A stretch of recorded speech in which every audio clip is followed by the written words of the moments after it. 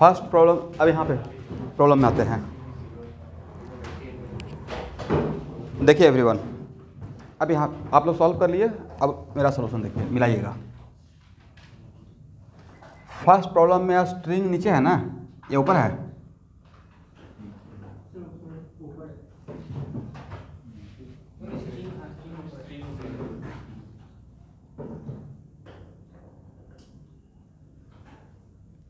String यहाँ है और स्प्रिंग नीचे है।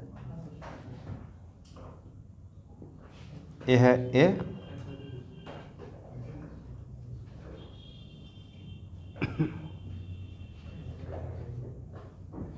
ए है बी।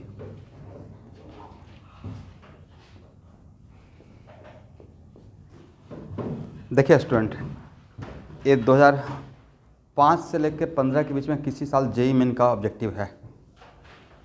तो सबसे इम्पॉर्टेंट पॉइंट ये है कि बहुत लेंदी क्वेश्चन पूछाता है या to the point. IIT question bank भी फॉलो कीजिएगा तो लेंदी क्वेश्चन नहीं रहता है, एकदम बेसिक कॉन्सेप्ट चेक किया जाता है कि आप चीज़ों को देख समझे या नहीं समझे हैं। ठीक है, तो इनिशियल में हम लोग इस पे देखते हैं, free body diagram of A.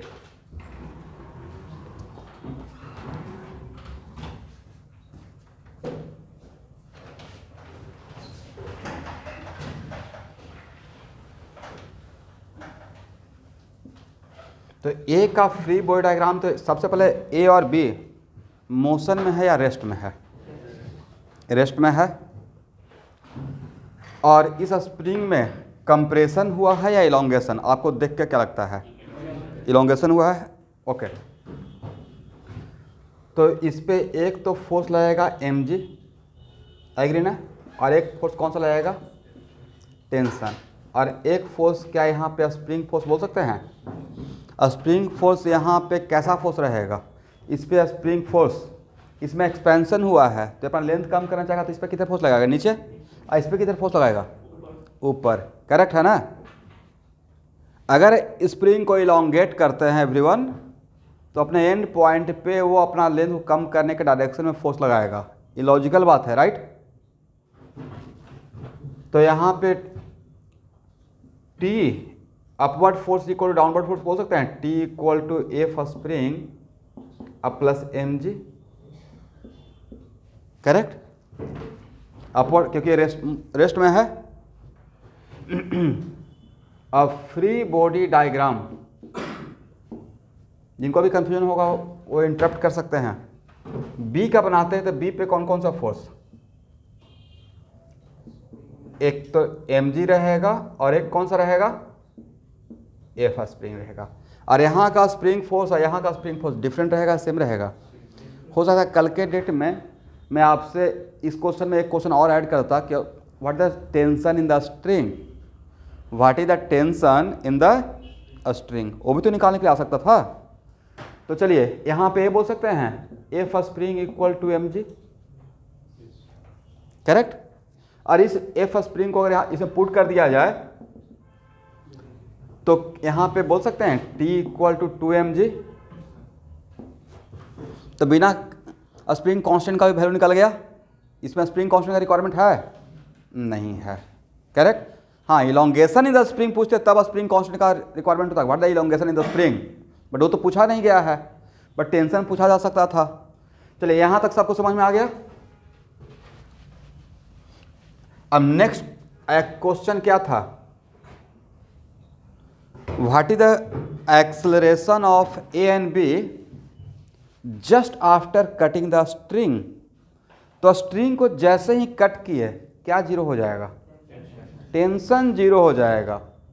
But क्या स्प्रिंग फोर्स जीरो होगा all of sudden?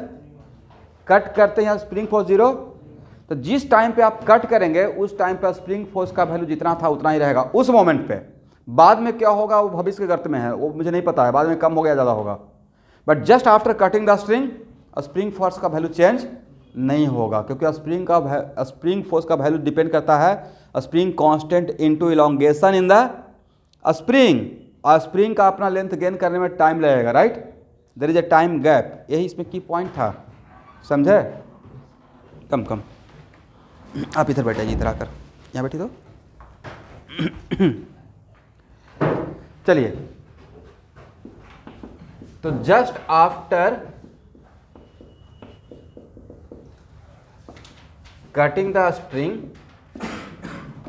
Tension zero रहेगा, करेक्ट, बट स्प्रिंग फोर्स का वैल्यू इस टर्न के लिए, जस्ट आफ्टर के लिए स्प्रिंग फोर्स का वैल्यू जितना था उतना ही मैग्नीट्यूड रहेगा। एग्री हैं या डिसएग्री हैं? एग्री ना एवरीवन, ऑनलाइन के बच्चे? तो भाई जब इस सिचुएशन के लिए फिर से फ्री बॉडी डायग्राम बना लेंगे, तो अब बताइए फ्री बॉडी डायग्राम ऑफ ए। तो ए का अगर फ्री बॉडी डायग्राम बनाते हैं तो अब इस कंडीशन के लिए ए पे कौन कौन सा फोर्स, अब क्या टेंशन रहेगा? नहीं रहेगा, टेंशन अब नहीं रहेगा, टेंशन जीरो हो गया, करेक्ट है ना। तो लेकिन mg तो रहेगा और स्प्रिंग फोर्स रहेगा कि नहीं? जस्ट आफ्टर रहेगा, करेक्ट। इसका मतलब है कि ए पे ए फ्री बॉडी डायग्राम ऑफ ए, तो ए पे दो फोर्स लग रहा है, दोनों नीचे की तरफ हो गया, करेक्ट। तो सारे फोर्स कंपोनेंट को नीचे रिजॉल्व कीजिए, तो क्या लिख सकते हैं? एफ स्प्रिंग अब plus mg equal to mass into acceleration. और एफ स्प्रिंग का वैल्यू तो निकाल के रेडी थे, हाँ या ना। तो 2mg equal to m into a, तो a equal to watt 2g। अब किधर? डाउनवर्ड डायरेक्शन में। किनका किनका ये आंसर सही था? आ गया है ना। तो देखिए छोटा सा ट्रिक, जो टाइम गैप वाला था उससे क्वेश्चन बन गया, राइट। अगर नहीं जानते तो क्वेश्चन नहीं बनता, सोच नहीं पाते, ठीक है।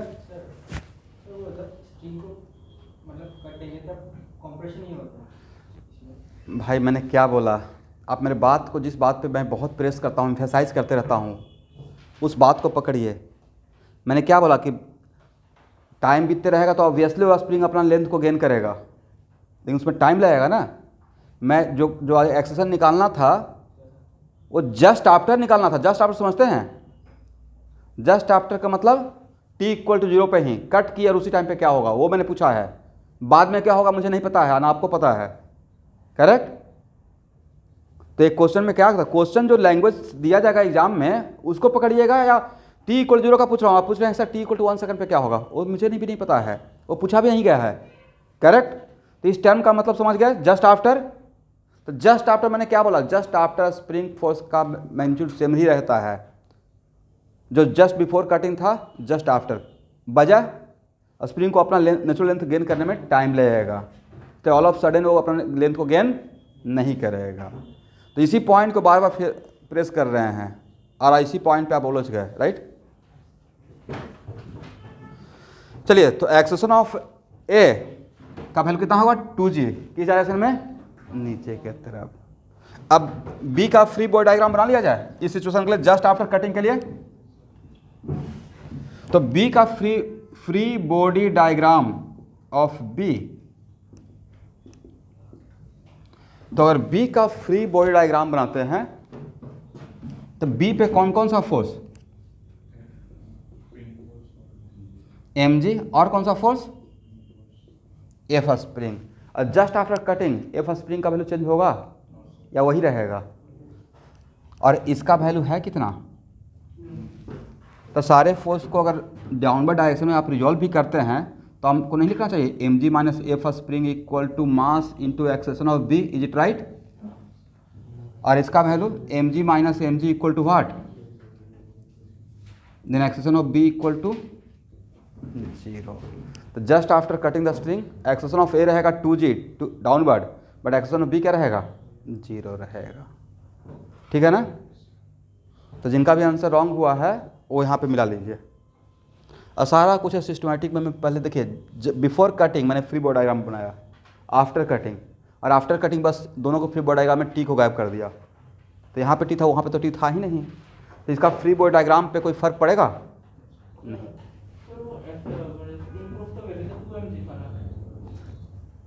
स्प्रिंग वर्स नहीं, टेंशन का वैल्यू 2mg था, स्प्रिंग फोर्स का नहीं, स्प्रिंग फोर्स का तो पहले तो mg था, ठीक है।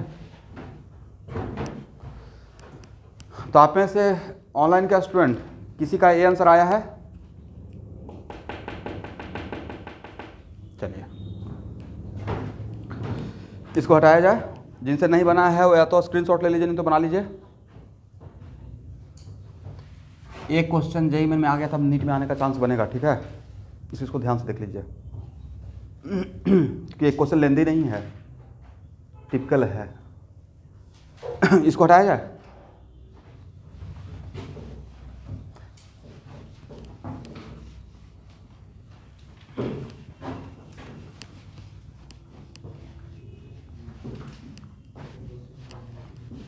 आपका क्या आंसर आया था?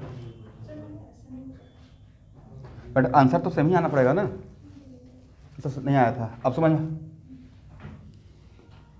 नहीं, वो t=0 पे मूव नहीं करेगा, बाद में करेगा, बाद में तो स्प्रिंग का लेंथ ही चेंज होगा, तो स्प्रिंग का लेंथ अगर चेंज होगा तो इसलिए उसका फोर्स का मैग्नीट्यूड भी चेंज होगा, बट जस्ट आफ्टर क्या फील होगा? नहीं होगा।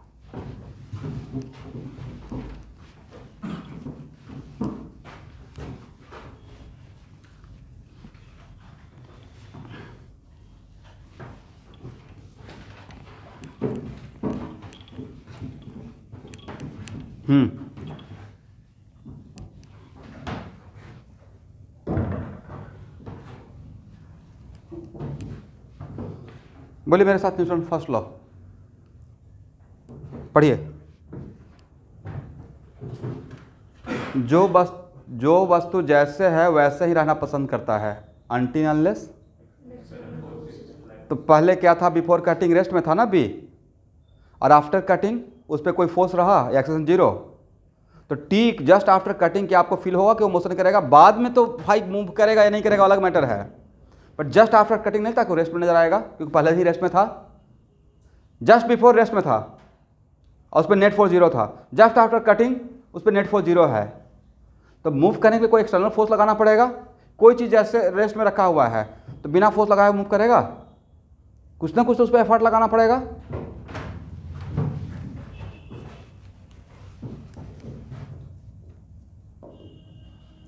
सेकेंड क्वेश्चन में क्या है स्टूडेंट? स्प्रिंग अब ऊपर है, राइट?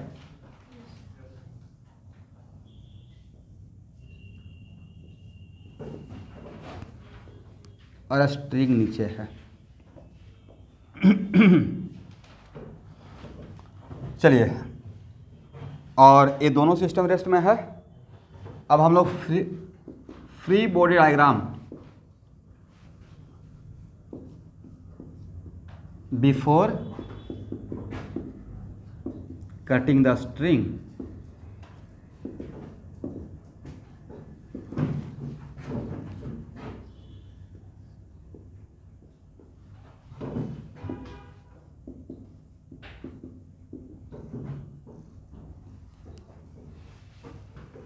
तो अगर हम लोग ए का फ्री बॉडी डायग्राम बनाते हैं तो कौन कौन सा फोर्स लगेगा? mg, टेंशन तो always acts away from the body, इसमें एफ स्प्रिंग है या ना, और ये रेस्ट में है तो क्या बोल सकते हैं? Upward force equal to downward force. अब यहाँ देखिएगा एफ स्प्रिंग क्या हो गया? T plus M G. और बी का फ्री बॉडी डायग्राम बनाते हैं तो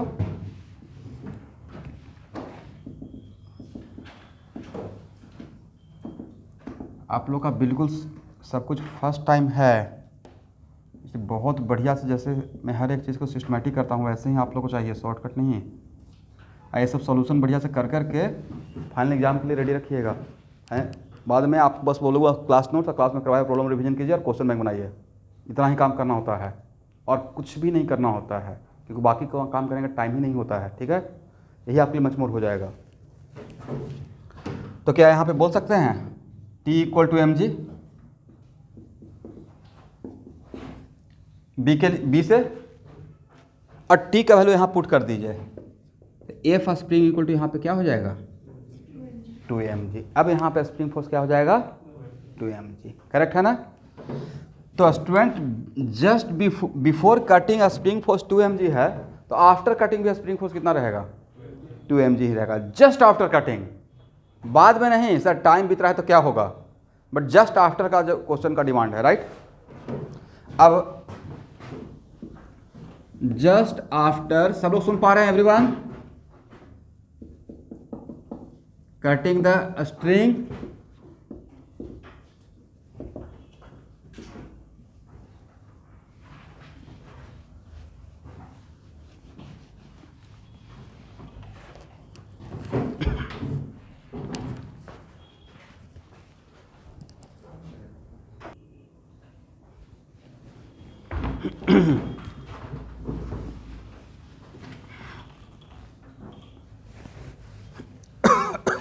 चलिए अब फ्री बॉडी डायग्राम ए का बनाइए।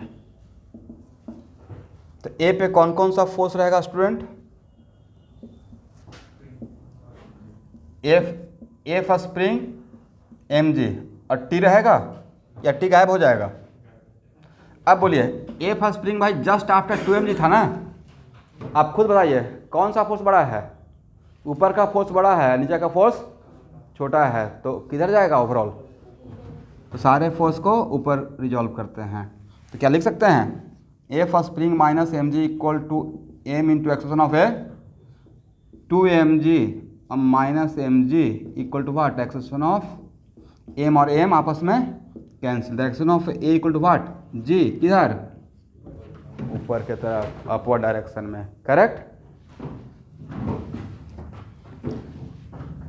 नहीं आपका माइनस जी आया होगा, आप सारे कंपोनेंट को नीचे रिजॉल्व कर लिए होंगे, आप नीचे एक्सेशन मान लिए होंगे, राइट।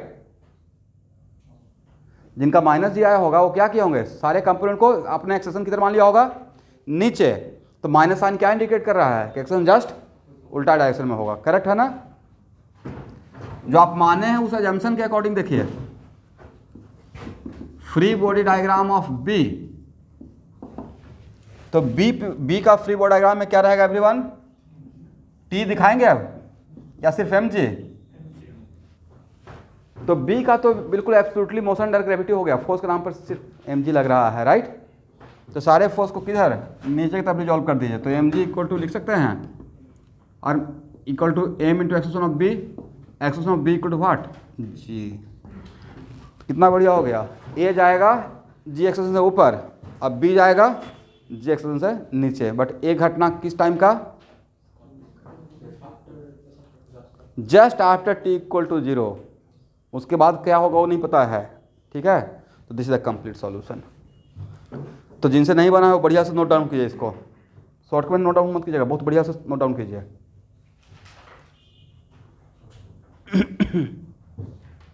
सॉल्यूशन मतलब देखकर अच्छा लगना चाहिए, जो लिखते हैं ना तो मुझे देखकर अच्छा लगना चाहिए। हाँ बोलिए,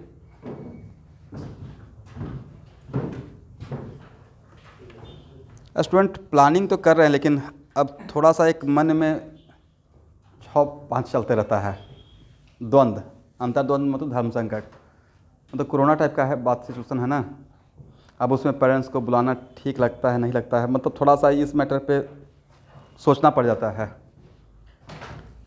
बट अगर आप लोग थोड़ा सा मोटिवेशन और कॉन्फिडेंस दीजिएगा कि हाँ सर कोई प्रॉब्लम नहीं है, बुला सकते हैं 10-10, 15-15 ग्रुप में, हालांकि उसमें तो 120 का स्ट्रेंथ है, तो आराम से बैठ सकते हैं एक एक बेंच पे पेरेंट्स और बच्चे। तो अब उसमें डर लगता है ना, कोई पेरेंट्स अपोज कर दिया, भूल दिए, हालांकि ऐसा नहीं होगा, उनके बच्चे की भलाई के लिए ही बुला रहा हूँ, बट फिर भी एक थोड़ा सा लगता है माहौल के अकॉर्डिंग, सिचुएशन के अकॉर्डिंग। अभी आने दीजिए, देखते हैं क्या करते हैं।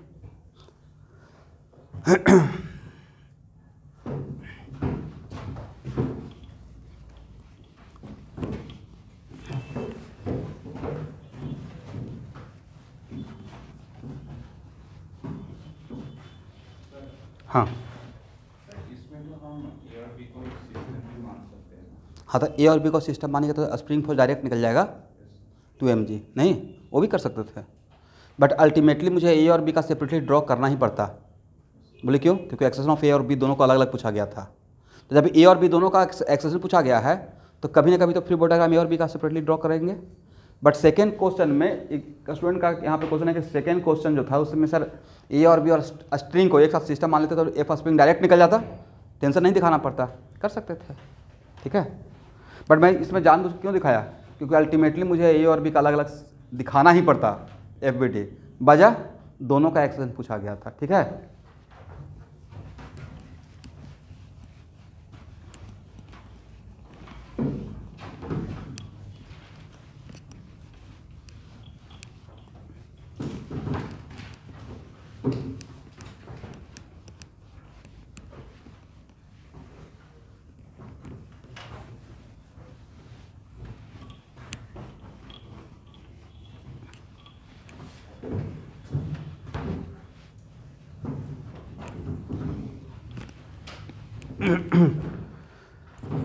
चलिए स्टूडेंट,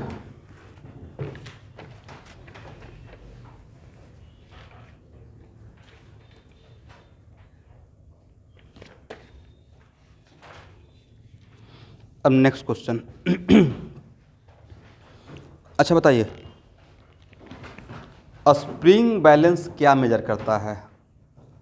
एक ऐसा भी तराजू देखे हैं ना, तौलने वाला, इसमें स्प्रिंग बैलेंस जैसा रहता है, राइट। तो जैसे हम लोग बोलते थे वेइंग मशीन क्या मेजर करता है? Normal contact force on the upper surface of the machine, right. वैसे ही आज के बाद, देखिए बहुत छोटा टर्म है लेकिन इसका यूज हो जाएगा, स्प्रिंग बैलेंस क्या मेजर करेगा everyone? Spring balance always major करेगा स्प्रिंग फोर्स। क्या दिखाएगा? तो सर वहाँ तो केजी दिखाता है, तो स्प्रिंग फोर्स जो दिखाता है उसको जी से डिवाइड कर देते हैं, तो केजी दिखा देता है। किसे डिवाइड करते हैं? जी से डिवाइड करते हैं, करेक्ट। जिसे डिवाइड करके वहाँ पे केजी लिखा रहता है, बट एक्चुअल में वो मेजर क्या करता है? Spring balance. रियलिटी में वो स्प्रिंग फोर्स मेजर करता है। ठीक है,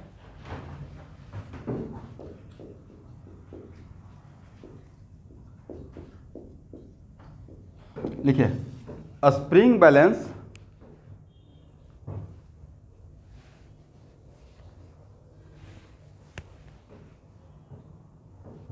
मेजर स्प्रिंग फोर्स।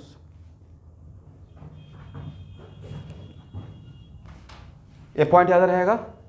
चलिए स्टूडेंट, अब यहां देखिए,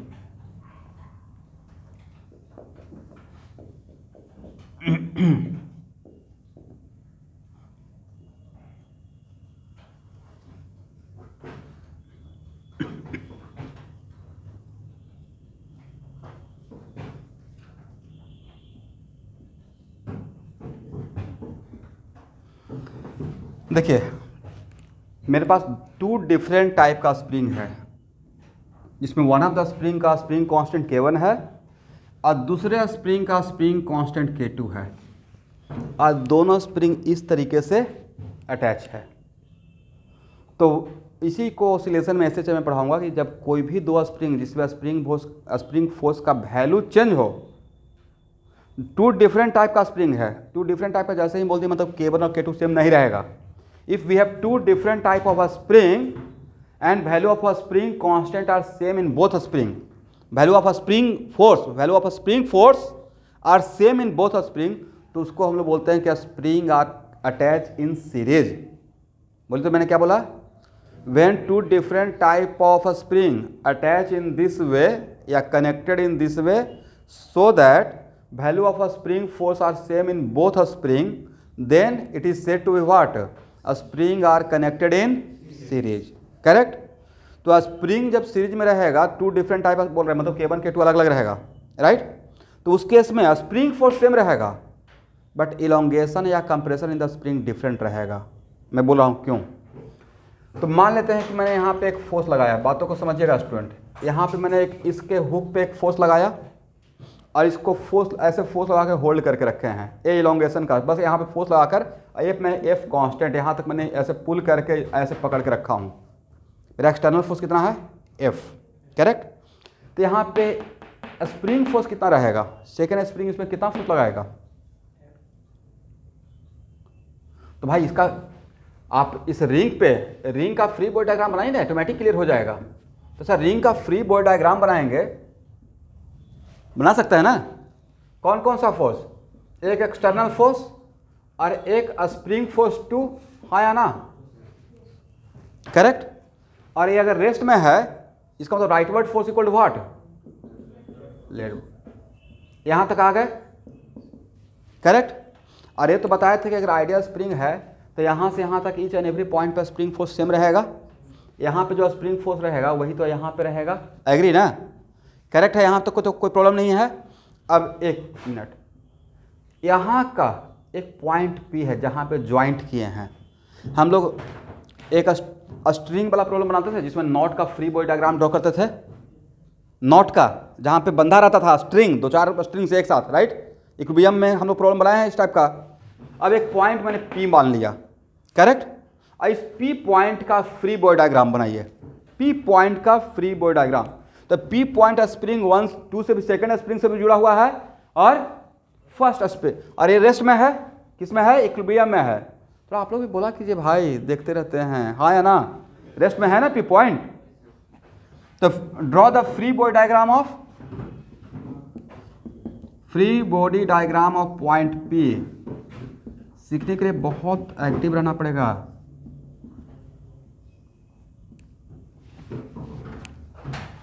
करेक्ट?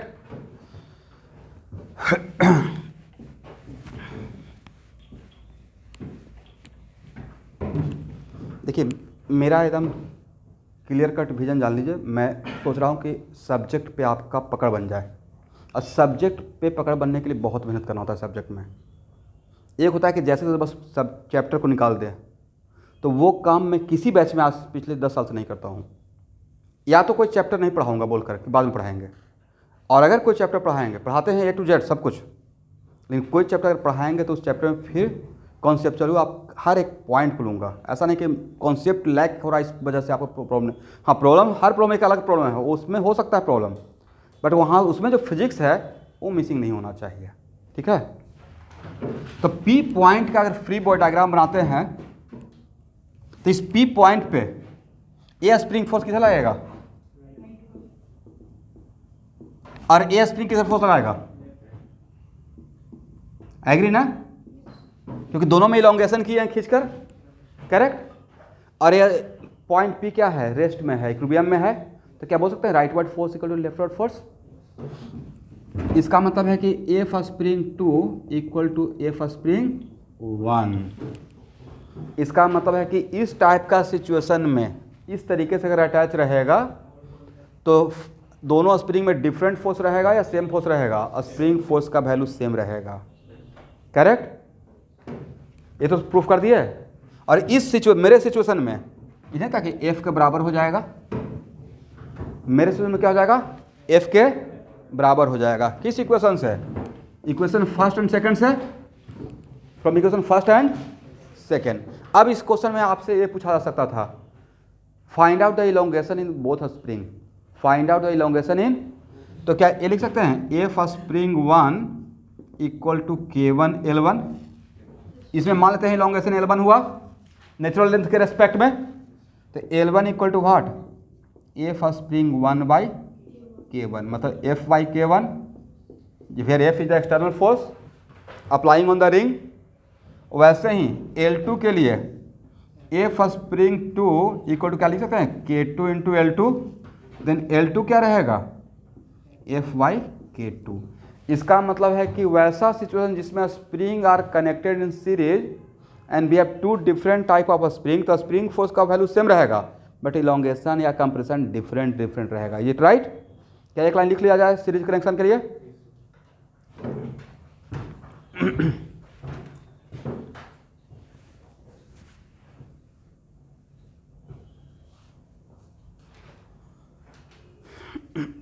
तो इस टाइप का कॉम्बिनेशन के लिए को हम लोग क्या बोलते हैं? पैरेलल में या सीरीज में? सीरीज में। तो लिखिए एक line, when we have two, अच्छा 3 स्प्रिंग रहता तो ऐसे ही कनेक्टेड, सब में फोर्स सेम रहता, डिफरेंट क्या रहता? इलोंगेशन या कंप्रेशन। कंप्रेशन भी तो हो सकता था, करेक्ट? ठीक है, if we have two different type of spring, if we have two different type of a spring and both are connected in such a way that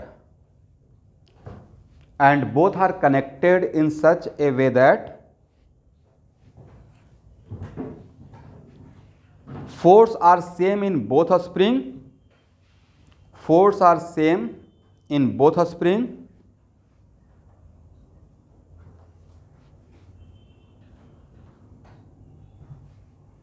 then we can say that force are same in both spring as in figure, as in above figure, as in above figure,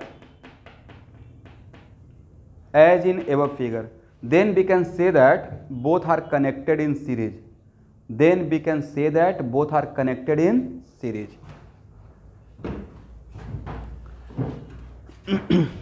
एक और point लिखिए, in series combination of a spring,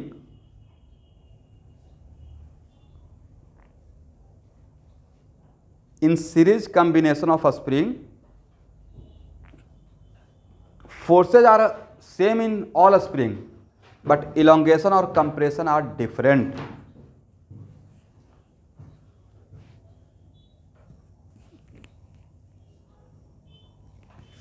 But elongation or compression are same in all spring, correct? Sorry, different. अब यहाँ देखिएगा student, अब कोई एक minute कोई यहाँ पे रिजिड ही हो जाएगा, सर इलोंगेशन सेम नहीं हो सकता है. भाई K1 और K2 इक्वल हो जाएगा तो इलोंगेशन सेम भी हो जाएगा, बट K1 और K2 अगर सेम ही हो गया तो उसको हम डिफरेंट स्प्रिंग तो बोलेंगे नहीं, वो सेम ही स्प्रिंग हो गया, राइट? करेक्ट ना?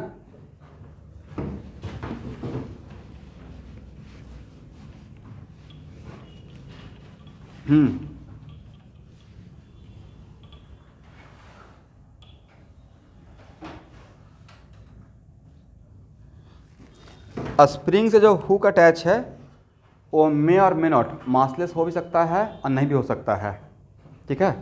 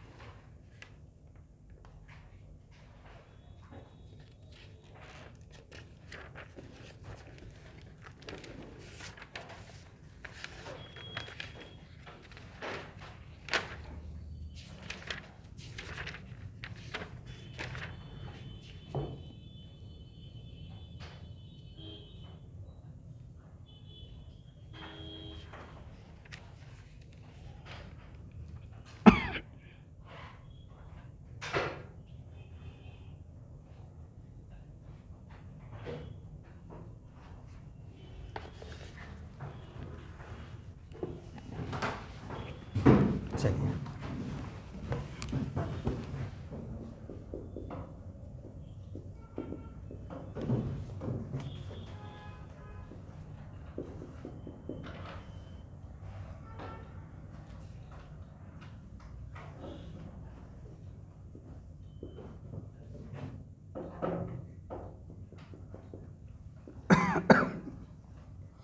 भाई स्प्रिंग बैलेंस के अंदर क्या रहता है? बोलिए, स्प्रिंग क्या रहता है?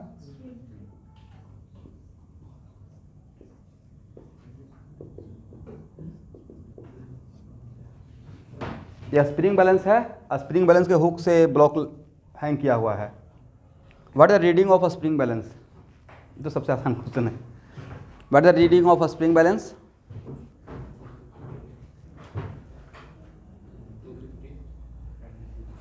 तो सर इसका फ्री बॉडी डायग्राम बना दीजिए, राइट? mg और ऊपर में कौन सा फोर्स लगेगा? स्प्रिंग फोर्स, और upward force equal downward force लिख देंगे. कितना होगा? 250. यही इसमें रीडिंग दिखाएगा, करेक्ट? ये तो बहुत आसान क्वेश्चन था.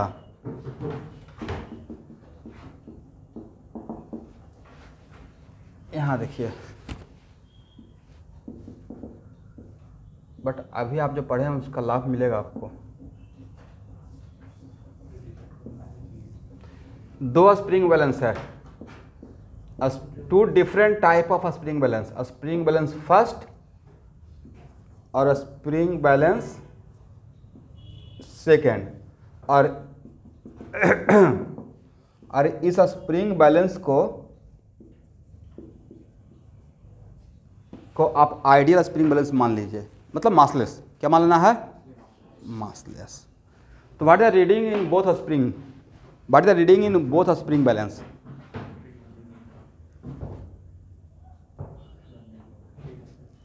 इसका K1 दिया हुआ है, इसका K2 दिया हुआ है, अंदर का स्प्रिंग वाला कांस्टेंट। तो नहीं तो सर दोनों स्प्रिंग तो सीरीज में हो गया, दोनों स्प्रिंग किस में, अभी तो जस्ट तो दिखाए थे सीरीज में, तो यहाँ पे दोनों स्प्रिंग बैलेंस जो है उसके अंदर जो स्प्रिंग है वो पैरेलल में हुआ या सीरीज में, तो सीरीज में स्प्रिंग फोर्स डिफरेंट रहता है या सेम रहता है, तो दोनों स्प्रिंग बैलेंस डिफरेंट रीडिंग दिखाएगा या सेम रीडिंग दिखाएगा, सेम रीडिंग दिखाएगा। तो इसका इस कॉन्सेप्ट जो अभी मैंने बताया सीरीज का, उसका वहाँ पे फ़ायदा मिल जाएगा आपको। ठीक है, सबको समझ में आ गया क्वेश्चन? इसका मतलब स्प्रिंग फोर्स फर्स्ट और spring force second spring balance में डिफरेंट रहेगा या सेम रहेगा? सेम रहेगा। 300 न्यूटन, करेक्ट है एवरीवन?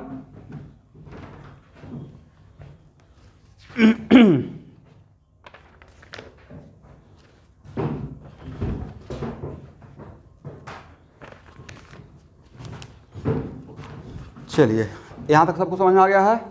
Very good.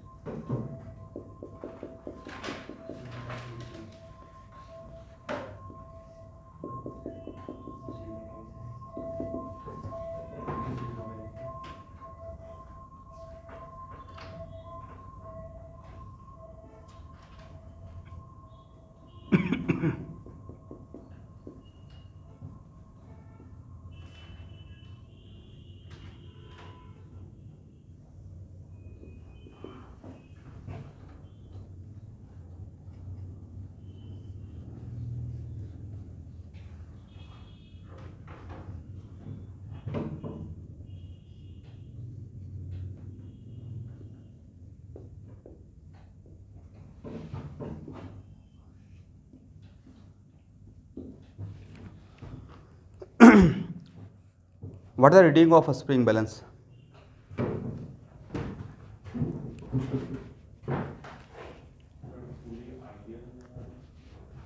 जब नहीं मेंशन किया तो सब कुछ को आइडियल मानिए। If it is not mention in the problem then we suppose that all are what in ideal situation. Solve कीजिए। M1 M2 पता है, M1 M2 के टर्म में ही आंसर बताइए। क्या यहाँ पे मिस्टेक कर गया स्टूडेंट, फिर से मेरे साथ बोलिए। स्प्रिंग बैलेंस क्या मेजर करता है? Spring force.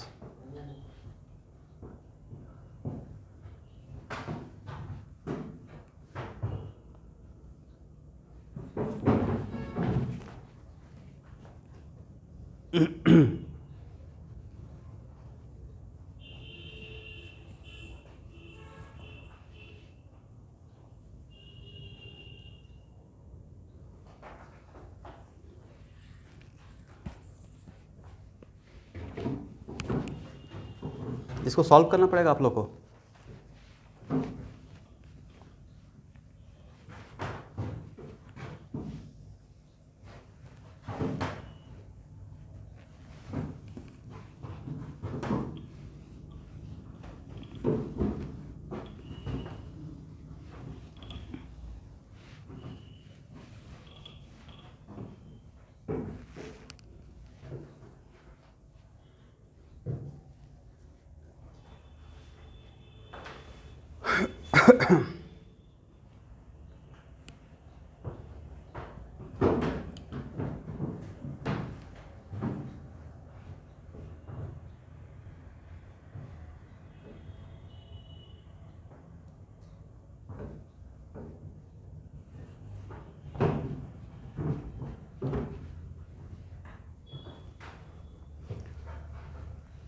देखिए आप लोग इसको ट्राई करेंगे? ठीक ठीक।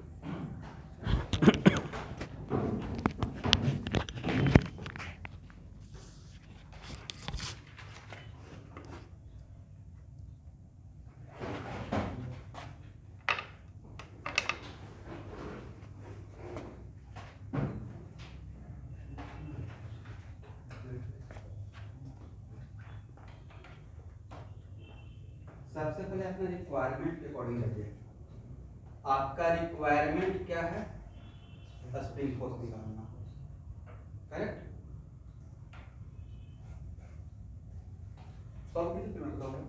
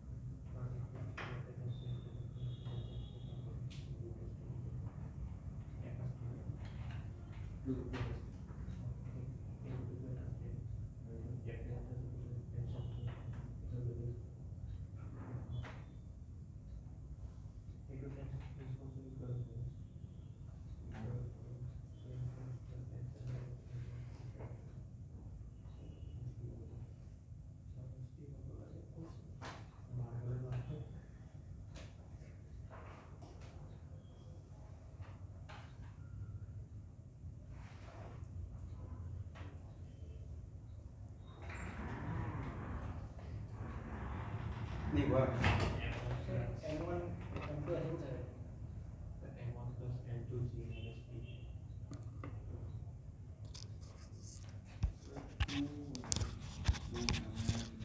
देखिए भाई, सबसे पहले तो है कि स्प्रिंग का हुक को देखिए कॉन्सेंट्रेट होकर। राइट, ये है स्प्रिंग का हुक, इसे मानिए T1, ऐसे मानिए T2। करेक्ट है ना। और अगर स्प्रिंग का हुक का फ्री बॉडी डायग्राम बनाते हैं, T2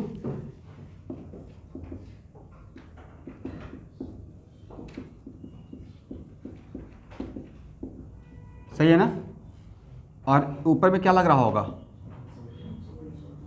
तो क्या बोल सकते हैं, और ये हुक तो रेस्ट में है, हुक किस में है, तो क्या बोल सकते हैं, F of spring equal to T2, हाँ या ना।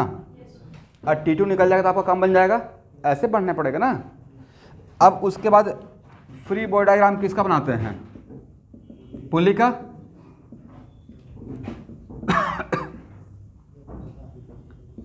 T1 किनका किनका माइंड ऐसे स्ट्राइक कर रहा था कि शायद ऐसे करना पड़ेगा, एटलीस्ट प्रोसेस माइंड में आ रहा था, तो सही तो था।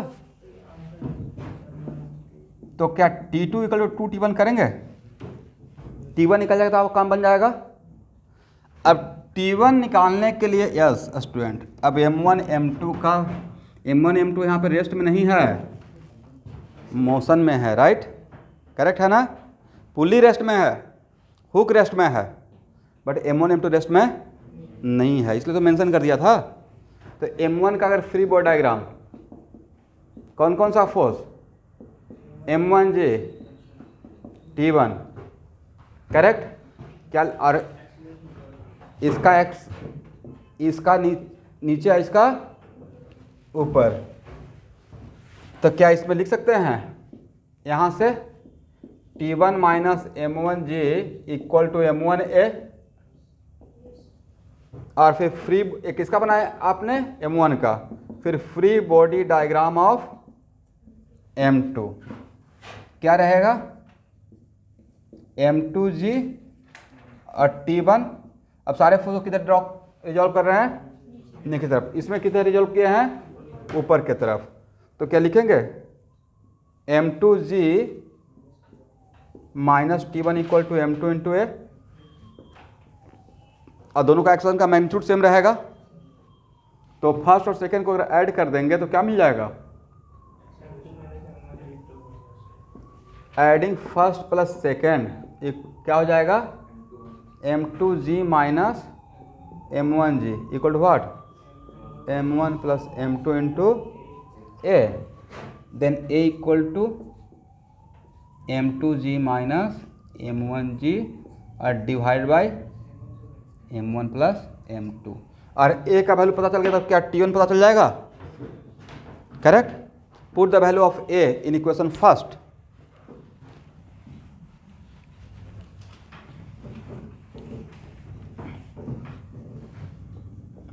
तो from equation S, from equation first T1 equal to कितना हो जाएगा, M1A अब प्लस M1G, M1 कॉमन लीजिए A प्लस G, M1 और G कितना था भाई, A कितना था, M2 माइनस M1 और divide by M1 plus M2 G plus G को भी कॉमन ले सकते हैं, तो कितना हो जाएगा M1G, और यहाँ वैल्यू बताइए,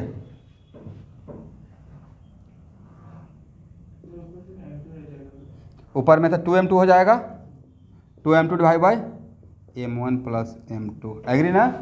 तो टेंशन कितना हो जाएगा, 2M1 M2 divide by M1 plus M2 into what, this is the value of T1। तो स्प्रिंग फोर्स क्या रहेगा, T1 के बराबर या T2 के बराबर, तो spring force equal to T2 equal to 2T1 कर दें, करेक्ट। तो यहाँ पे कितना हो जाएगा, 4M1 M2 divide by M1 plus M2 into G, this is the answer. यह स्प्रिंग बैलेंस का रीडिंग रहेगा, वेरी गुड। इसलिए हम चीज़ों को पकड़ के रखना है कि निकालना क्या है। यहाँ पे रेस्ट में नहीं था कि आप M1 plus M2 into G बोल दीजिएगा, अब वो भी नहीं बोल सकते थे क्योंकि यहाँ पे 2T बोलता है फिर, राइट।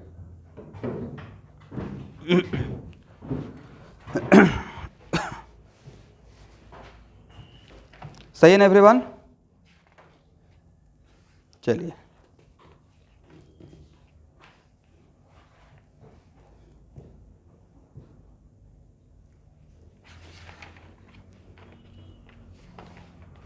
अब हेडिंग बनाइएगा।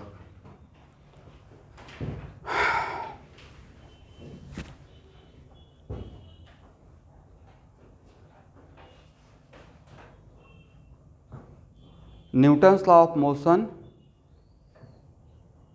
For a non inertial frame of reference.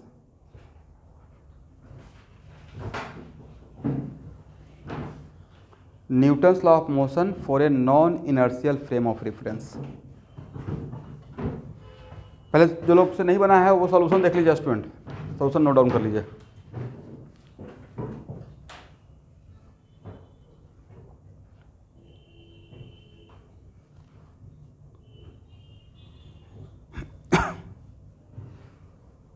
तो न्यूटन्स लॉ ऑफ मोशन का प्रॉब्लम भी चलेगा, बट थ्योरी बाय ये लास्ट कॉन्सेप्ट है, ठीक है। इसमें फार्मूला कहाँ होता है, थ्योरी भी बहुत कम होता है, प्रॉब्लम ही थ्योरी है, ठीक है। यहाँ तक हो गया ना।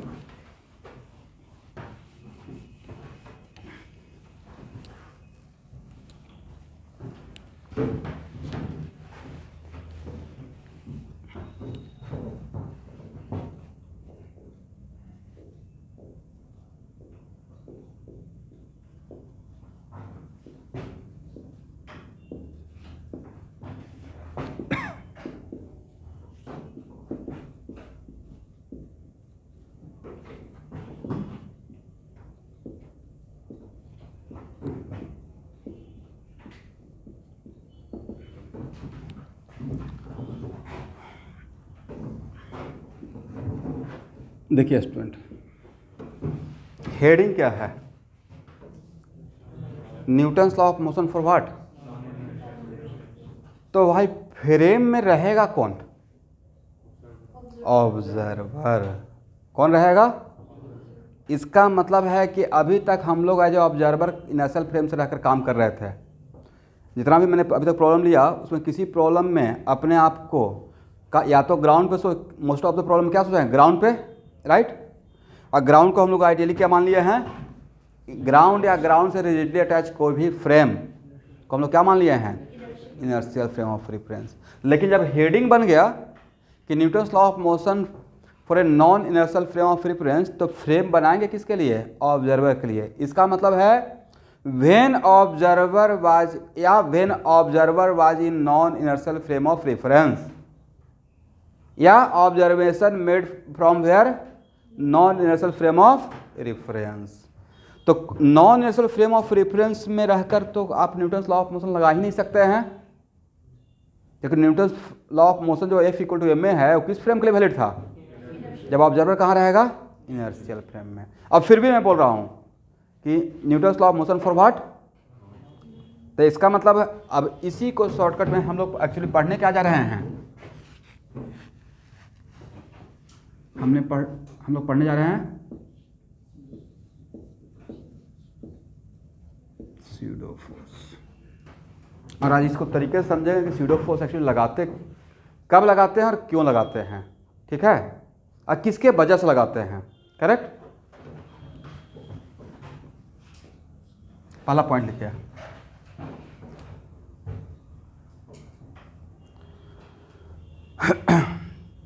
we know that Newton's second law of motion valid for inertial frame of reference.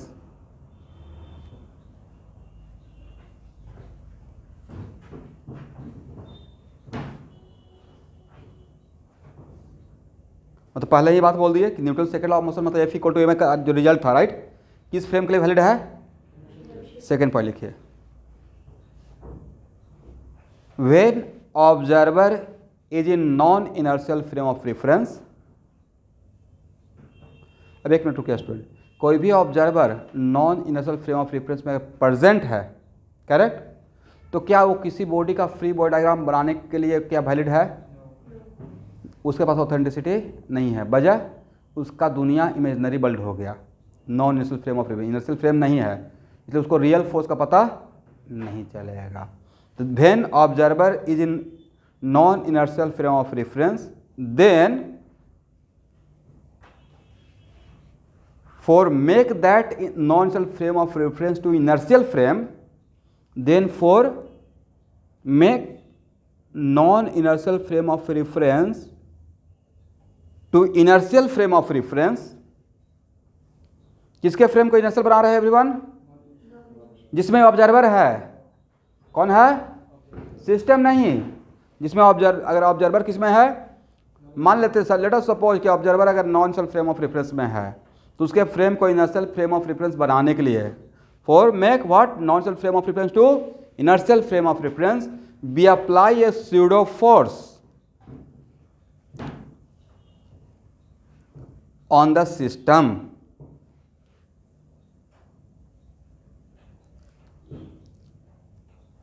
एक मिनट, सिस्टम क्या है? जिसके बारे में ऑब्जर्वर सोचेगा, जिसका फ्री बॉडी डायग्राम बनाना चाहेगा। इसका मतलब ऑब्जर्वर अगर non inertial frame of reference में है और किसी सिस्टम के बारे में वो जानना चाह रहा है, करेक्ट, तो उस सिस्टम का फ्री बॉडी डायग्राम बनाने से पहले ऑब्जर्वर के फ्रेम को इनर्शियल बनाने के लिए उस सिस्टम पे, फ्रेम पे नहीं, उस सिस्टम पे एक हम लोग स्यूडो फोर्स लगाते हैं और एक फोर्स लगाते हैं जिसका नाम है स्यूडो फोर्स, करेक्ट, ठीक है ना। इसका मतलब स्यूडो फोर्स का एक और नाम है इनर्शियल फोर्स। क्या करता है वो? Non inertial frame of reference को क्या बनाता है? इनर्शियल बनाता है। We apply a pseudo force, that is भाई pseudo force is also known as inertial force. That is भाई pseudo force is also known as inertial force.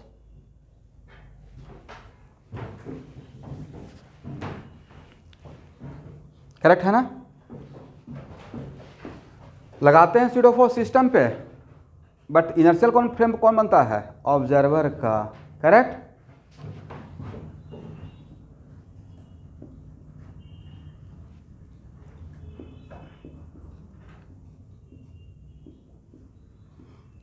तो आज के बाद स्यूडो फोर्स कब लगाना है? जब system non inertial frame of reference में रहेगा या ऑब्जर्वर? ऑब्जर्वर। सिस्टम के फ्रेम को नहीं बनाना है, किसके फ्रेम को इनर्शियल बनाना है? ऑब्जर्वर को, करेक्ट। और pseudo force equal to mass of the system, जिसका फ्री बॉडी डायग्राम बना रहे हैं, राइट, जिसके बारे में सोच रहे हैं, mass of the system minus acceleration of frame, minus acceleration of frame. किसका फ्रेम? Non inertial frame. कौन सा फ्रेम? नॉन इनर्शियल फ्रेम, मतलब जिसमें कौन है? ऑब्जर्वर है, ठीक है। ये माइनस नहीं है, मल्टीप्लाई ब्रैकेट में है, करेक्ट। इसका मतलब स्यूडो फोर्स का वैल्यू क्या हुआ? Minus mass of the system into acceleration of frame, correct है ना। तो क्या इसको ऐसे बोल सकते हैं कि किसी भी सिस्टम पे स्यूडो फोर्स लगाने के, स्यूडो फोर्स जब लगाते हैं स्यूडो फोर्स, तो स्यूडो फोर्स का मैग्नीट्यूड किसके बराबर? मतलब magnitude of pseudo force, magnitude of pseudo force is mass of the system and acceleration of frame. कौन सा फ्रेम? वो नॉन इनर्शियल फ्रेम जिसमें ऑब्जर्वर है। ये फोर्स लगाते ही ऑब्जर्वर का नॉन इनर्शियल फ्रेम क्या बन जाता है? इनर्शियल फ्रेम बन जाता है, करेक्ट। लेकिन ऑब्जर्वर अगर नॉन इनर्शियल में है ही नहीं तो क्या आपको स्यूडो फोर्स लगाने की रिक्वायरमेंट है? अगर ऑब्जर्वर ऑलरेडी इनर्शियल में है तो इनर्शियल को कितना बार इनर्शियल बनाइएगा? क्योंकि मेन टारगेट क्या था? Make the frame inertial. तो मेन जो की पॉइंट हो दिमाग में गया कि what the meaning of pseudo force. Pseudo force क्यों लगाते हैं? Non inertial frame of reference को इनर्शियल बनाने के लिए, और वैसा non inertial frame of reference जिसमें ऑब्जर्वर है, करेक्ट। अब एक मिनट, इसका मतलब इट इज एक, अब यहाँ से भी आपको से मिस्टेक होगा, मैं इस पर डायरेक्ट लूँगा, ठीक है। अब ध्यान से सुनिएगा student. Now it is very important to note that pseudo force का मैग्नीट्यूड ये रहेगा और डायरेक्शन एक्सेलरेशन ऑफ फ्रेम के जस्ट अपोजिट में, हाँ या ना। मैग्नीट्यूड ये रहेगा और डायरेक्शन क्या रहेगा? सेम डायरेक्शन एक्सेलरेशन का या उसके जस्ट अपोजिट? उसके जस्ट अपोजिट, करेक्ट। और किसी भी सिस्टम पे अगर स्यूडो फोर्स लगाकर, ये सबसे क्रूशियल पॉइंट है, किसी भी सिस्टम पे स्यूडो फोर्स लगाने के बाद अगर उस सिस्टम का एक्सेलरेशन आप फाइंड आउट करते हैं तो वो एक्सेलरेशन का वैल्यू किसके रेस्पेक्ट में मिलेगा?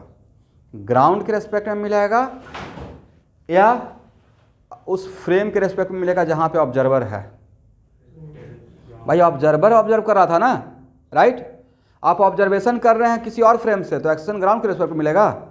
इसमें स्यूडो फोर्स लगाने का मतलब ऑब्जर्वर कहाँ है? Non initial frame of reference में। और तो स्यूडो फोर्स लगाने के बाद जो एक्सेशन मिलेगा वो उसी फ्रेम ऑफ रेफरेंस के रेस्पेक्ट का एक्सेशन होगा, not with respect to ground. Is it right? तो लॉजिकल बात है ना भाई, कि मैं काम कर रहा हूँ अर्थ से, तो मुझे अर्थ के रेस्पेक्ट में वैल्यू मिलेगा, करेक्ट? इसलिए ऑब्जर्वर कहाँ पे था? ऑब्जर्वर है non self frame of reference में, और वहाँ पे रहकर अगर स्यूडो फोर्स लगा के आप किसी का एक्सेशन निकाले हैं, तो वो एक्सेशन का वैल्यू तो उस फ्रेम के रेस्पेक्ट में है जिसमें ऑब्जर्वर है, क्योंकि ऑब्जर्वर ने ऑब्जर्व करके एक्सेशन बताया। ऑब्जर्वर ने ऑब्जर्व करके क्या बताया? एक्सेशन। तो वो एक्सेशन का वैल्यू ग्राउंड के रेस्पेक्ट का एक्सेशन रहेगा या उस फ्रेम के रेस्पेक्ट में? लेकिन अगर एचसी प्रॉब्लम में नहीं मेंशन किया हो, सिर्फ ये बोला हुआ है find the acceleration of M1 and M2, correct? और बाकी कुछ नहीं मेंशन किया है, मतलब ग्राउंड के रेस्पेक्ट में पूछ रहे हैं। लेकिन प्रॉब्लम को सॉल्व करने के लिए हो सकता है कि मैं स्यूडो फोर्स लगा के सॉल्व करूं, तो स्यूडो फोर्स लगाने के बाद वो मुझे किसी और फ्रेम के रेस्पेक्ट का वैल्यू रहेगा, फिर उसको मुझे किस में टर्न करना पड़ेगा? ग्राउंड में। कैसे टर्न होगा वो अलग मैटर है, वो सॉल्व कर लेंगे, ठीक है? ठीक है ना एवरीवन? तो एक बार फिर से, स्यूडो फोर्स का मैग्नीट्यूड कितना? मास ऑफ द सिस्टम, जिसका फ्री बॉडी डायग्राम बना रहे हैं, और एक्सेशन ऑफ द फ्रेम, और किस फ्रेम का? जहां पे ऑब्जर्वर है, राइट? और डायरेक्शन क्या रहेगा? जो है फ्रेम का एक्सेशन रहेगा उसी डायरेक्शन में या just opposite? Just opposite, correct है ना?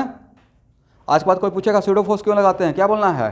प्रॉब्लम को आसान करने के लिए या ऑब्जर्वर के फ्रेम को इनर्शियल बनाने के लिए? ऑब्जर्वर के फ्रेम को इनर्शियल बनाने के लिए। बोलेगा क्यों? तो जो ऑब्जर्वर का non self frame of reference में है तो न्यूटन से अगला मोशन अप्लाई नहीं कर सकता, फिर भी उसको प्रॉब्लम सॉल्व करना है, तो सबसे पहले उसके फ्रेम को क्या बना दिए हैं? इनर्शियल। क्या बोले? मतलब यही स्यूडो फोर्स का वैल्यू होता है। मतलब ये मैंने बोला कि आज के बाद ये जानिए, आज के बाद ये जानिए लेकिन फिर भी इसका थोड़ा सा मैं आपको practical day to day life में एक मिनट ध्यान से सुनिएगा एवरीवन। बस में आप सफ़र कर रहे हैं, राइट? देखते हैं सिटी बस के ड्राइवर कभी कभी बहुत अचानक से हार्ड ब्रेक लगा देते हैं, बिना आपसे पूछे हुए लगाते हैं ना ऐसा? थोड़ा आपसे पूछने जाएंगे ब्रेक लगाए नहीं लगाए। ब्रेक लगाते ही आप किधर की तरफ चले जाते हैं? पीछे, आगे की तरफ। कोई धक्का भी नहीं दिया फिर भी आप आगे चले गए, वजह? तो एक्चुअल में आप किस फ्रेम में थे? आप थे, अगर वो ऑल ऑफ सडन ब्रेक लगा दिया तो पूरे सिस्टम का एक्सेशन पीछे की तरफ हो गया, तो आप एक स्यूडो फोर्स लग गया आगे की तरफ, और आपका मास और बस का एक्सेलरेशन, और बैक का किधर? पीछे, तो आप पे फोर्स किधर? आगे, करेक्ट? खड़ा है, अचानक से बस बढ़ा देता है, राइट? किधर हो जाते हैं? उधर। एक तो हो गया। दूसरी बात है, आप कार में सफ़र कर रहे हैं, राइट? ठीक है ना? आप इस टर्निंग पे जैसे ही टर्न करते हैं तो नहीं था कि इस सेंटर से दूर आप जा रहे हैं, ऐसा फील हुआ है कभी? करेक्ट? कोई आपको धक्का तो नहीं दे रहा है, क्यों ऐसा हुआ? तो सर एक कार अगर इस सर्कल में मूव किया तो इसका एक्सेशन टुवार्ड द सेंटर हो गया, सेंट्रीपिटल एक्सेशन, और आप किस में हो गए? Non self frame of reference में। तो आपका मास अब फ्रेम का, कार का एक्शन, लेकिन डायरेक्शन जस्ट अपोजिट। इसी को आगे चलकर बोल देंगे सेंट्रीफ्यूगल फोर्स। कौन सा फोर्स? तो सेंट्रीफ्यूगल फोर्स कुछ भी नया नहीं है, it is one of the type of pseudo force. One of the type of what? Pseudo force, correct है ना? तो आज पहला बार लाइफ में आप लोग को आपके बैच में नाम लिया हूं मैंने स्यूडो फोर्स का, कि स्यूडो फोर्स क्या है, करेक्ट है ना? बट फिर से मैं बोल रहा हूँ, वो सारा प्रॉब्लम जो बाई अप्लाइंग स्यूडो फोर्स बनेगा वो विदाउट स्यूडो फोर्स भी बन सकता है, करेक्ट?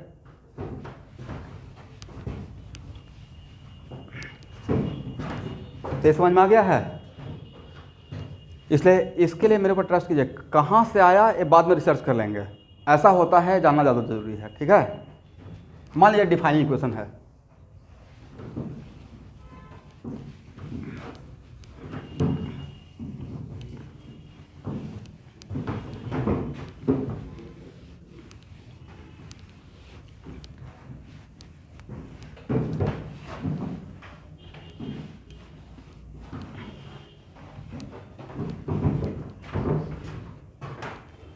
ओके एवरीवन,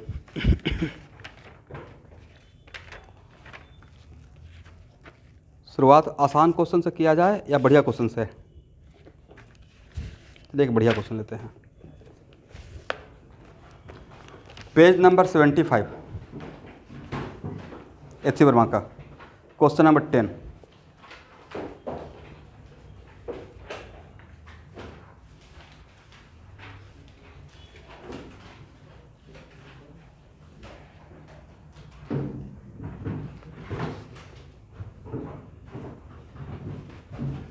क्वेश्चन पढ़ लीजिए। सबके पास एच.सी. भी है ना एवरीवन, जो ऑनलाइन से क्लास कर रहे हैं?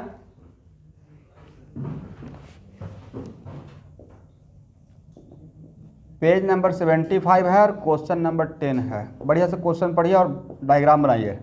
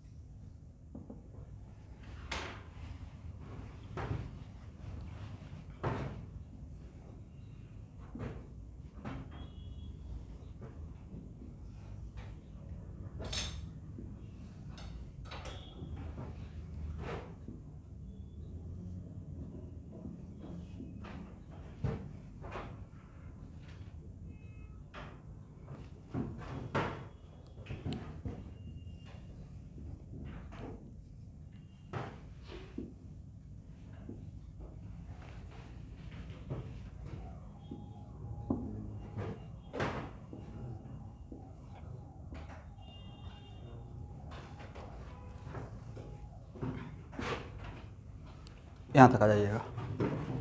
हो गया ना? ओके एवरीवन, क्वेश्चन में क्या निकालना है?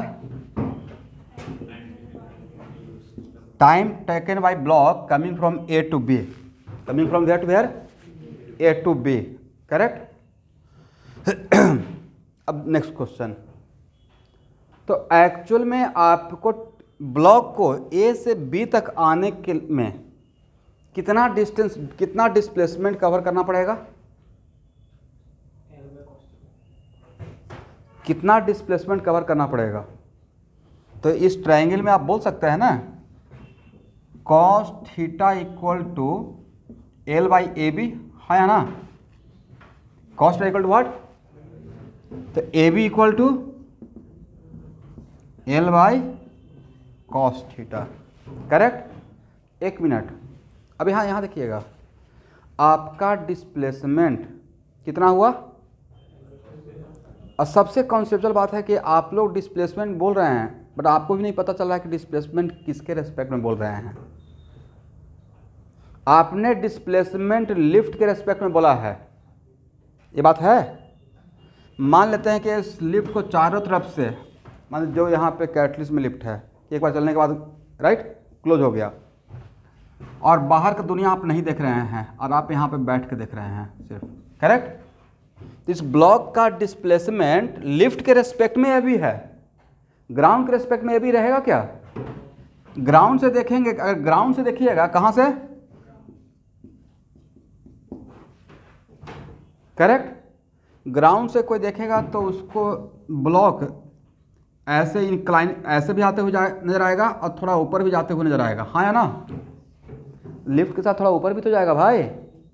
तो ग्राउंड के रेस्पेक्ट में डिस्प्लेसमेंट ए भी दिखेगा या कुछ और दिखेगा?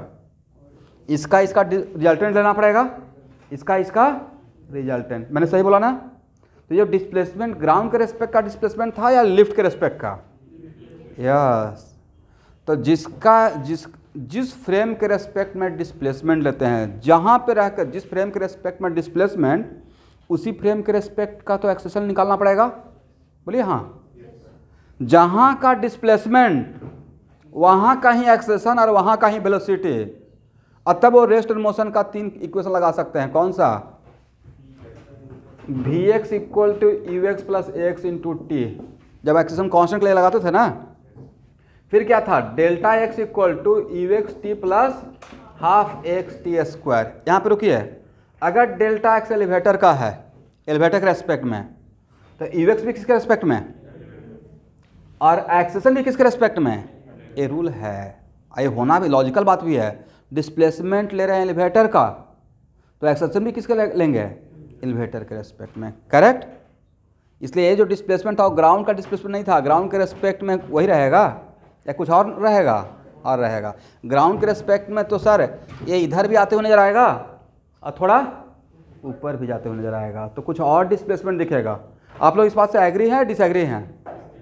एग्री हैं। एक तो काम तो करते हैं कि उस प्रॉब्लम को सोल्यूशन देकर आप बना लेते हैं, बट इसी प्रॉब्लम को बढ़िया से, मतलब इसमें फिजिक्स क्या है इसको डिस्क्राइब करने के लिए ऐसे चीज़ों को सुनना। तो आज एक नया बात सीखे कि जिस फ्रेम के रेस्पेक्ट में डिस्प्लेसमेंट, उसी फ्रेम के रेस्पेक्ट में एक्सेलरेशन, एक क्वेश्चन लगाने के लिए, और उसी फ्रेम के रेस्पेक्ट में यू एक्स। करेक्ट है, सही है ना।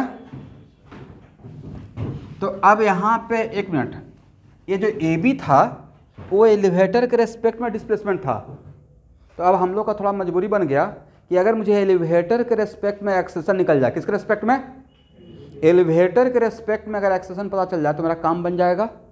करेक्ट। तो भाई एलिवेटर के रेस्पेक्ट में, एक मिनट यहाँ बनाइए, नहीं प्रॉब्लम बनाने तो नहीं लिए भाई, एक प्रॉब्लम लिए हैं जिसका जिक्र करना है अभी।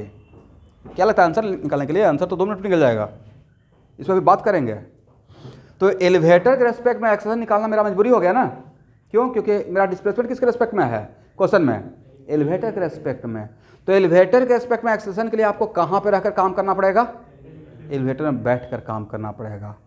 और आप कहाँ बैठ गए, एलिवेटर में, मतलब यहाँ पे एक चेयर लगाकर आपको बैठना पड़ेगा या खड़ा होकर देखना पड़ेगा।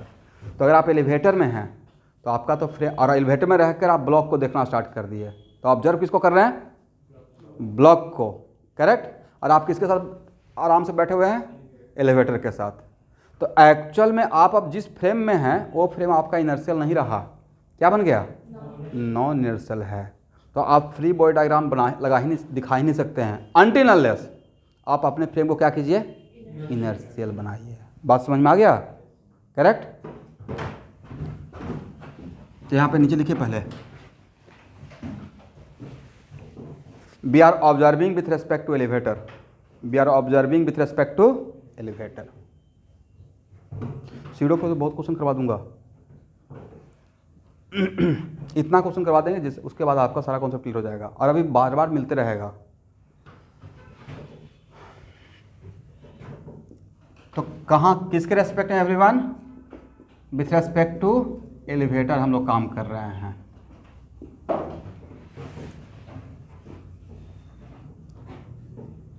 पार्था प्रतिम समझ में आया मैंने क्या बोला? तो किसके रेस्पेक्ट में काम कर रहे हैं, एलिवेटर के रेस्पेक्ट में। तो यहाँ देखिए एक स्यूडो फोर्स लगाना पड़ेगा, और स्यूडो फोर्स किधर लगेगा भाई, ऊपर या नीचे? फ्रेम का एक्सेशन किधर है, ऊपर, तो स्यूडो फोर्स किधर लगेगा, नीचे। एफ स्यूडो, और इसका मैग्नीट्यूड क्या रहेगा, मास of the block and acceleration of the frame. Mass of the block and acceleration of the, यही था ना मैग्नीट्यूड, और डायरेक्शन जस्ट, तो मैंने मैग्नीट्यूड दे दिया और डायरेक्शन नीचे दिखा दिया। करेक्ट। अब आपने अपना फ्रेम को क्या बना लिया, by applying pseudo force inertial. अब आप और भी फोर्स, जो बाकी फोर्स जो लग रहा है, बाकी कौन सा फोर्स, mg, और कौन सा फोर्स, और आपका ऑब्जर्वेशन अब कहाँ से हो रहा है, एलिवेटर से। तो एलिवेटर से जब ब्लॉक को देखिएगा तो ब्लॉक बस इंक्लाइन प्लेन पर नीचे आते हुए दिखेगा आपको। अब ब्लॉक यहाँ पे ऊपर जाते हुए नहीं दिखेगा क्योंकि आप एलिवेटर में ही हैं, राइट। तो जब आप एलिवेटर में, तो खुद आप एलिवेटर के अंदर हैं तो आपको ये फीलिंग हो कि आप ऊपर जा रहे हैं। करेक्ट। दैट्स वाई आपको जब एलिवेटर से ऑब्जर्व कर रहे हैं तो ब्लॉक आपको डायरेक्टली ए से बी की तरफ जाते हुए नजर आएगा। करेक्ट। ग्राउंड से देखते तो ए से बी डायरेक्टली नजर नहीं आता, समथिंग एल्स नजर आता। ग्राउंड से देखते तो इधर ए है ए, ये है बी, ए से बी की तरफ नजर आता, या मानते हैं या इस कुछ इस टाइप का डिस्प्लेसमेंट नजर आता, इधर भी आ रहा है ऊपर भी जा रहा है, तो इस टाइप का डिस्प्लेसमेंट नजर आता। बट एलिवेटर से कौन सा नजर आएगा, सिर्फ ए वाला एलिवेटर से नजर नहीं आएगा। करेक्ट है। चलिए, तो एलिवेटर के रेस्पेक्ट में, एक मिनट, एलिवेटर के रेस्पेक्ट में इसका इस डायरेक्शन में मोशन है, डिस्प्लेसमेंट है एलिवेटर के रेस्पेक्ट में। तो अगर एलिवेटर के रेस्पेक्ट में इस डायरेक्शन में डिस्प्लेसमेंट नहीं है तो क्या इस डायरेक्शन में वेलोसिटी होगा? वेलोसिटी जीरो रहेगा। अब वेलोसिटी जीरो है तो एक्सेलरेशन इस डायरेक्शन में क्या रहेगा? जीरो रहेगा। इस क्वेश्चन में ये भी तो पूछ सकते हैं, what is the normal contact force? क्या पूछ सकते हैं? Normal contact force. करेक्ट है ना? एनीवे, तो सारे फोर्स के कंपोनेंट को डाउन अलोंग द इंक्लाइन, अब मान लेते हैं कि इसका एक्सेलरेशन ए है, बट यहाँ जो ए निकालेंगे वो ग्राउंड के रेस्पेक्ट का एक्सेलरेशन रहेगा या एलिवेटर के रेस्पेक्ट का? एलिवेटर का रेस्पेक्ट का। तो बोलिए mg का कंपोनेंट किधर कितना रहेगा? ए थीटा है तो ए एंगल कितना होगा भाई? 90 माइनस थीटा। तो क्या लिखेंगे everyone? mg directly sine theta लिख दें, cos 90 minus theta. Sine 90 minus theta क्या होता है? इनसे पूछ रहे हैं भाई, ये तो ABCD है, कोई साइन 90 माइनस थीटा भूल जाए तो पढ़ाने वाला टीचर सुसाइड ही कर लेगा ना आज के डेट में। करेक्ट, वेक्टर का थर्ड क्लास में ही पढ़ाना स्टार्ट कर दिया था मैं, ये करेक्ट है। और ट्रिग्नोमेट्री का मोटा मोटी formula sign A plus B सब तो वहाँ पर ही सिखा दिए थे, कोसाइन रूल वगैरह, राइट। तो प्लीज़ ऐसा इतना बड़ा शौक टीचर को मत दीजिए। मैथ वाले सर आके एकदम डिप्रेस होकर बैठ गए कि सर क्या बताएं, इतना बड़ा बात, हम कुछ बड़ा बात हो गया सर, बच्चा साइन 90 माइनस थीटा नहीं जानता है, क्या करें। मैं भी सोचा कौन ऐसा बच्चा है जो नहीं जानता है, फिर आपका नाम आ गया। उनके भाई ये बड़ा बड़ा प्रॉब्लम बना रहे हैं, और सच में बहुत अच्छे से जो जहाँ से स्टार्ट किए हैं ये काबिल तारीफ़ है। मेहनत हार्ड, देखिए मेहनत रंग लाता है, मेहनत ऐसा चीज़ है, जहाँ से स्टार्ट किए थे ना भाई, मुझे लग रहा था कि गाड़ी नहीं चलेगा, लेकिन आप बहुत तरीके से, अब इसको अदरवाइज मत ले लीजिएगा कि हाँ आप सर तारीफ़ कर दिए तो आप पढ़ना छोड़ देते हैं, लेकिन आप जहाँ से स्टार्ट करके आप चीज़ों को कोप अप कर लिए और आज कैटलिस्ट का असाइनमेंट लगा रहे हैं एक एक प्रॉब्लम, और कैटलिस्ट का असाइनमेंट आप जेई मेन और रेस्ट मोशन का और मेडिकल का देखिएगा बहुत एक्सीलेंट है, और जेई मेन में तो और ट्रिकी प्रॉब्लम है, उसको बनाइए मज़ा आ जाएगा। तो कोई भी असाइनमेंट बनाया गया है तो बहुत सोच कर बनाया गया है, फ्रेम किया हूँ, उसमें एकदम कह सकते हैं गागर में सागर है। तो मेरा इतना कोई बच्चा कर ले टॉप पे रहेगा फिजिक्स में। कैटलिस्ट का असाइनमेंट मेरा क्लास का करवाया हुआ problem HCB question bank IIT का मच मोर हो जाएगा, अगर इतना टाइम निकाल कर ले तो। कहाँ कर पाता है, नहीं कर पाते हैं, 2 साल में चिल्लाते रह जाता है, और जो कर लेता है बहुत अच्छा हो जाता है, उनका रिजल्ट हो जाता है। क्योंकि इतना करने के लिए बहुत टाइम चाहिए सेल्फ स्टडी के लिए, और टाइम कहीं ना कहीं चुराइए स्मार्टली। और अभी तो आप चुरा भी सकते हैं, स्कूल में तो अल्टरनेट जाना है, राइट, तो उसका सेल्फ नहीं जाना है, रेगुलर कर दिए। चलिए कोई बात नहीं, फिर भी we are very smart people, time निकाल लीजिए उसमें से किसी तरीके से। स्मार्टली काम कीजिए। अभी अटेंडेंस का बहुत ज़्यादा कुछ फाइट अभी आज के डेट में अभी नहीं है। जिस दिन नहीं जाते हैं, मानते जिस दिन कैटरिंग में क्लास नहीं, लाइक फ्राइडे, सुबह बैठे और शाम तक सेल्फ स्टडी किए। वीक में 2 दिन भी अगर बंक लगा देते हैं, सुबह से शाम तक अगर एकदम सुबह बैठे और शाम तक, तो सारा सिलेबस जो वीक का बैक चल रहा है वो हो जाएगा। बट उस दिन हम बिल्कुल बहुत सीरियस प्लानिंग के साथ, अब वो कोई आपको बैठ कर सिखाएगा नहीं कि टाइम कैसे चुराते हैं, वो आपको सीखना पड़ेगा। इतना भी अगर नहीं सीख पा रहे हैं तो आप कैसे कीजिएगा। टाइम मैनेजमेंट हर का अपना अपना है ना। लिख सकते हैं F pseudo sine theta equal to what, mass into acceleration. But इस बात का ख्याल रखिएगा, यहाँ जो ये आएगा वो किसके रिस्पेक्ट में है, ये है acceleration of block with respect to elevator,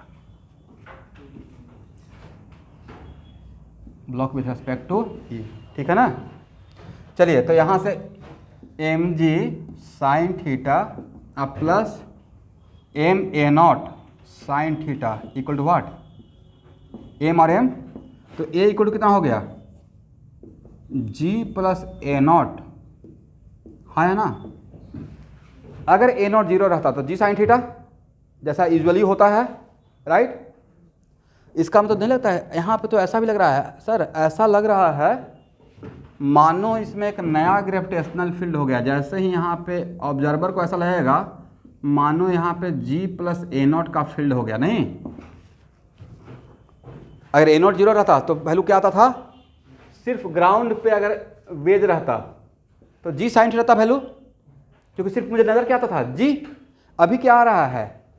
mg plus M naught, M A naught, M G plus M A naught. तो ऐसा नहीं लग रहा कि ऐसा लग रहा है लिफ्ट में आते ही लिफ्ट के अंदर का एक ग्रेविटेशनल फील्ड ही अलग टाइप का नजर आ रहा है, जिसका वैल्यू क्या है? G plus A not. क्या है? G plus A not. ठीक है, बाद में इसी को आगे चलकर इफेक्टिव G भी बोल सकता हूँ। ठीक है, कभी कभी लिफ्ट में रहकर भी टाइम पीरियड ऐसे में निकालना होता है, बट अभी मानिए कि हाँ मैंने एक लाइन बोल दिया कि हाँ ऐसा लग रहा है मानो कि वहाँ पे एक नया फील्ड है जिसका वैल्यू कितना है? G प्लस ए नॉट है। ठीक है, एनीवे तो ए वैल्यू निकल गया। अब यहाँ तक मेरा काम हो गया, इसको हटाया जाए, हो गया ना?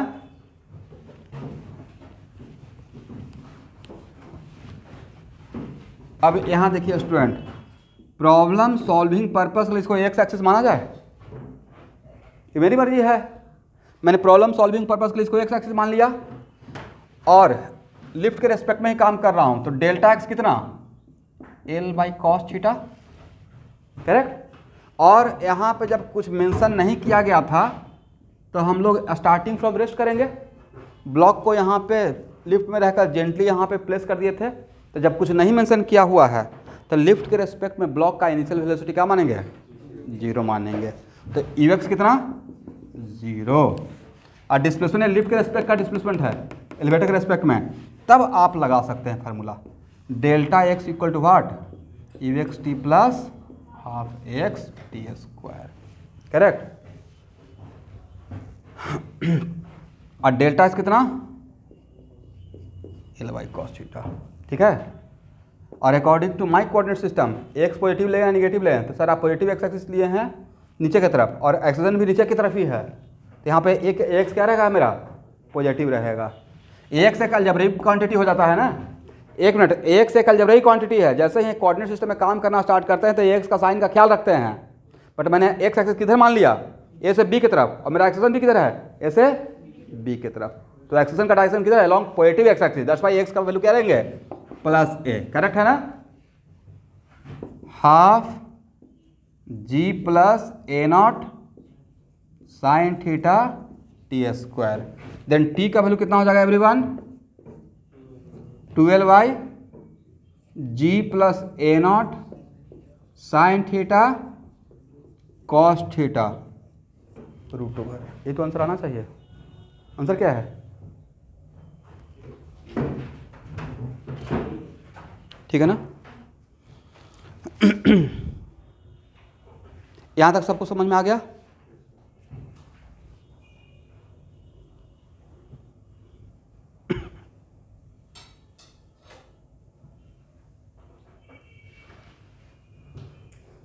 चलिए अब यहाँ इसमें मैं अपना एक क्वेश्चन ऐड कर रहा हूँ। Also find the acceleration of block with respect to ground. Also find acceleration of block with respect to ground.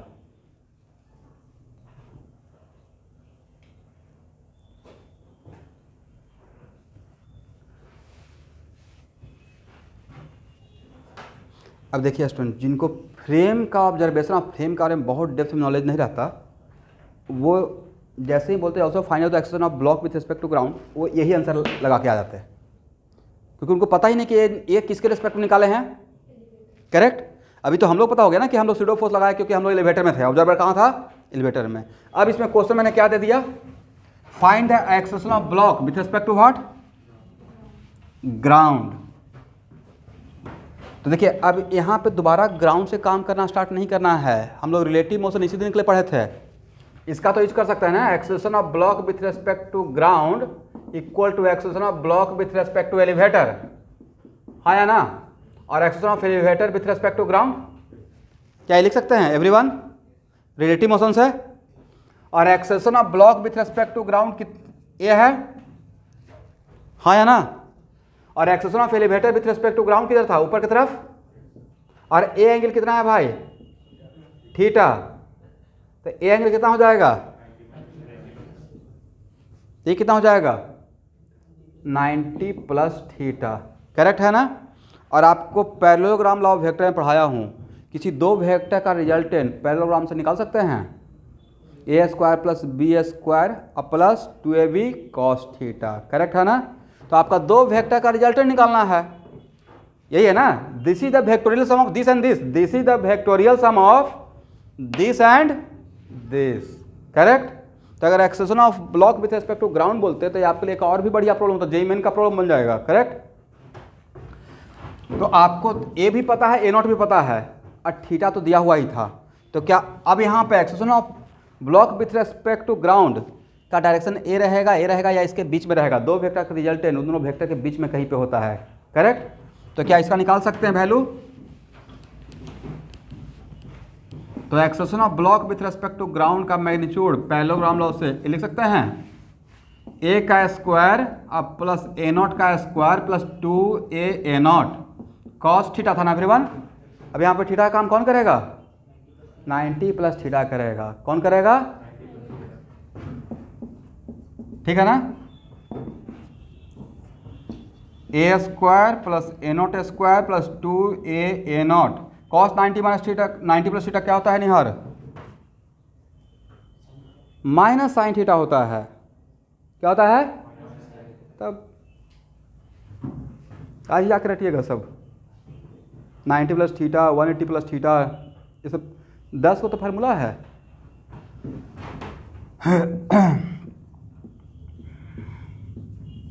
Calculation part आप लोग कर लेंगे।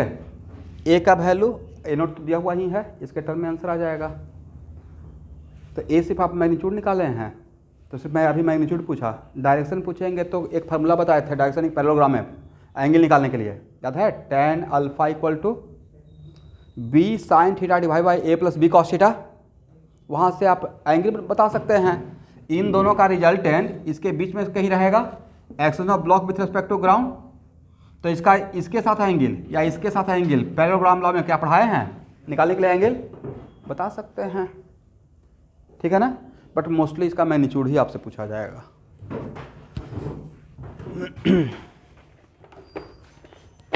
तो आज आपके लिए मैंने स्यूडो फोर्स का फर्स्ट प्रॉब्लम लिया था, ठीक है। इसका मतलब next class totally dedicated to what, pseudo force. तो स्यूडो फोर्स क्यों लगाते हो समझ में आ गया है कम से इतना बात, ठीक है।